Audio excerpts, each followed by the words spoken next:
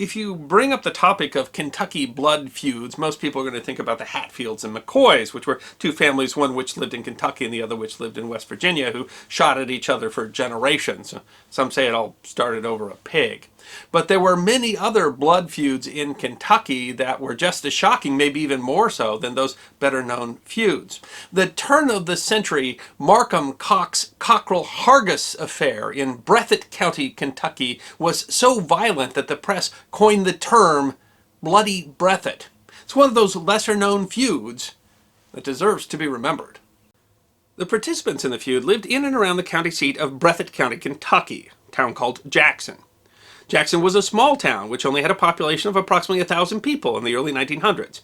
Today it remains small, with around 2,100 inhabitants. One of the more famous former residents of the town is J.D. Vance, author of the book Hillbilly Elegy, who said he spent his summers with his family in Jackson. The town was originally named Breathitt Town after Kentucky Governor John Breathitt, but changed its name in honor of U.S. President Andrew Jackson. The big businesses in the region were coal and lumber, and they were driven by the railroad making its way through the mountains. The other type of big business that the townspeople of Jackson were concerned with was politics. The elections of 1901 were, by some accounts, bitter in Breathitt County. James Hargis, a local businessman with ties to the Democrat Party, was elected to the position of county judge. Ed Callahan was chosen as sheriff, though by a very small margin. The candidate who had opposed Callahan in the election fought against the result, but Hargis threw his support behind Callahan, which caused some ill feelings. In the course of contesting the election, a meeting was attended by Hargis and Callahan, a prominent lawyer representing the Republican opposition named James B. Marcum, and a few others. A fight broke out between Hargis and Marcum, and both men drew their pistols on each other, but they were escorted out of the room before any serious injuries occurred. But the damage was done, because warrants for Hargis and Marcum were issued by a Judge Cardwell for their arrest. Marcum turned himself in and paid a $20 fine, but Hargis refused to do so because there was bad blood between Judge Cardwell and himself. He suspected a relative of Cardwell's had killed one of his brothers a few years prior and had been pardoned so that no one was held responsible for the crime. The town marshal, James Cockrell, deputized his brother Tom and went to arrest Hargis. He ran away from the Cockrells and surrendered to Sheriff Callahan, the man he had been supporting in the contested election. Sheriff Callahan accepted his surrender and drew his revolver, informing the marshal and his brother of Hargis's surrender. In a later statement describing the incident, Hargis said, "Suddenly and without warning, both of them threw their pistols down on me, and I believe would have assassinated me had not Callahan interfered." Just then, Marcum sent word to Cardwell that he was to blame for the entire difficulty and asked that the charge against me be dismissed. I was never able to explain who got the Cockrells to try to assassinate me, but he added, "The Cockrells and I were the best of friends up till that time." The incident seemed to be over until February 1902, when Tom Cockrell, the same man who had gone with his brother to arrest Hargis, got into an argument with Ben Hargis, James Hargis's brother, at a local tavern. Reports of what happened in the tavern vary, but witnesses say both men had drawn pistols and shot at each other. Tom Cockrell was badly injured, but Ben Hargis died later from his wounds. Some witnesses claim that before his death, Ben Hargis asked his family not to seek retribution against Tom Cockrell because they had both drawn their pistols and he felt like he had invited his fate. The family perhaps agreed with Ben Hargis to set his mind at rest, but after his death, they went after Tom Cockrell in court. Marcum not only defended Cockrell, but also refused to accept a fee for his services. Dr. B.D. Cox, a prominent resident of Jackson and a guardian of the Cockrell family, was instrumental in ensuring that the trial was moved to another county because of the amount of publicity and ill feeling the entire affair had stirred up in Breathitt. Cockrell was tried in the next county over in a town called Campton. He rode to trial with 12 armed guards and was even given a rifle himself in case he had to defend himself, although he never had need to use it. Eventually he was acquitted, which of course left bad feelings on the part of the Hargises.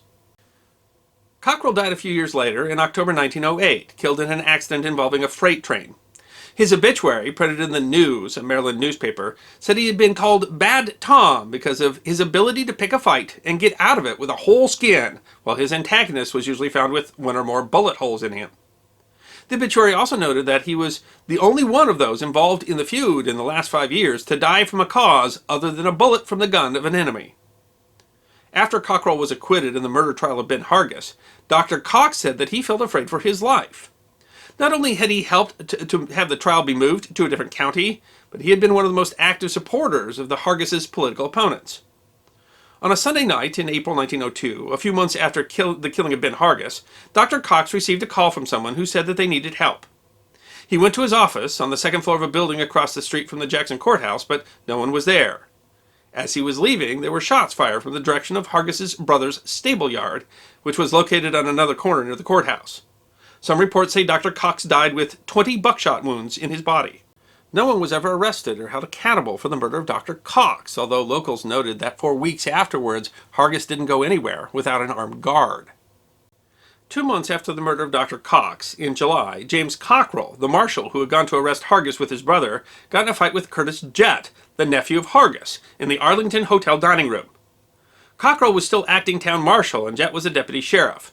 Both men drew their pistols on each other, but their friends again intervened and no one was harmed. A few days later, Cockrell was shot, in the middle of the day, in nearly the same location where Dr. Cox had been shot, and died from his wounds a few days later. Witnesses said the fatal shots had come from the second story of the Breathitt County courthouse. The same night Cockrell was shot and killed, the tavern where Ben Hargis had been shot was mysteriously burned to the ground. John Patrick, a lawyer and one of the witnesses to the shooting of Cockrell, said he saw 3 gun muzzles sticking out of the courthouse window. He also claimed he recognized one of the shooters. Shortly after this admission, Patrick fled Jackson, saying he had been warned to shut his mouth and get out of town if he valued his life. Patrick was summoned for a grand jury trial about the death of James Cockrell in Jackson, but he refused to come back, writing to the judge that he feared those responsible would kill him if he went back. When the National Guard was called to restore law and order in Jackson, Patrick eventually returned and testified that he had seen Curtis Jett in the courthouse window shooting at James Cockrell.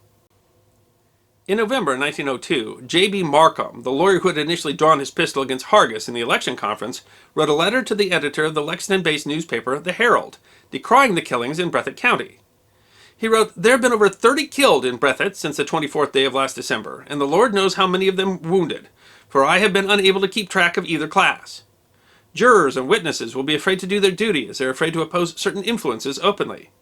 He named 2 men who had been beaten for testifying in Cockrell's trial.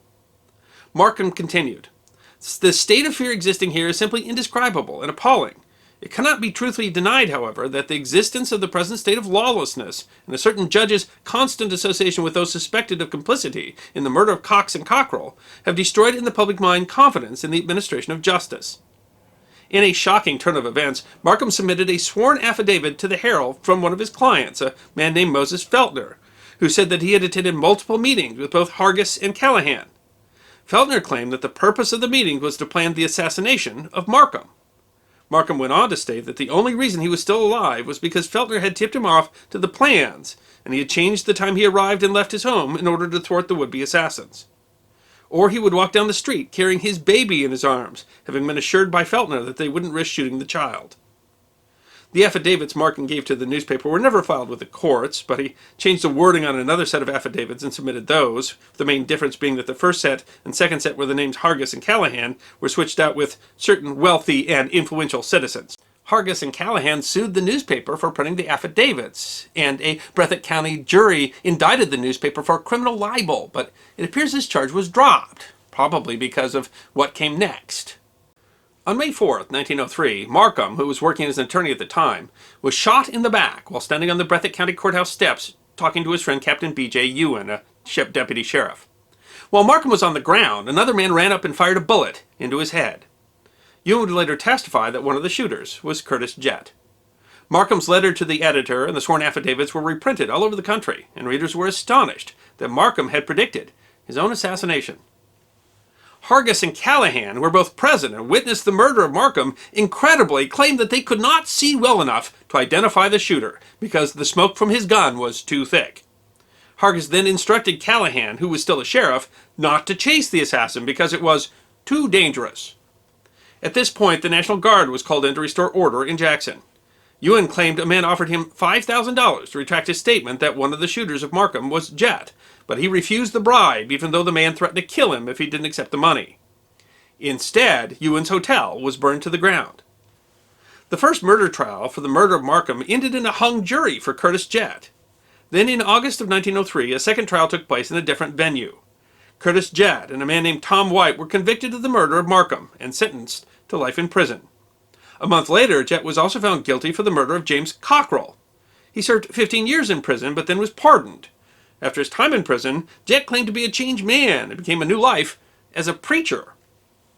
On the anniversary of the murder of Marcum in May 1912, Sheriff Callahan answered the phone near the window of his store and was shot through the window. He died from his wound. In May 1907, Judge Hargis lost a civil suit to Marcum's widow and was ordered to pay her $8,000 in restitution. Still, it seemed that Hargis had survived the feud, which had claimed so many others. But then there was a last twist.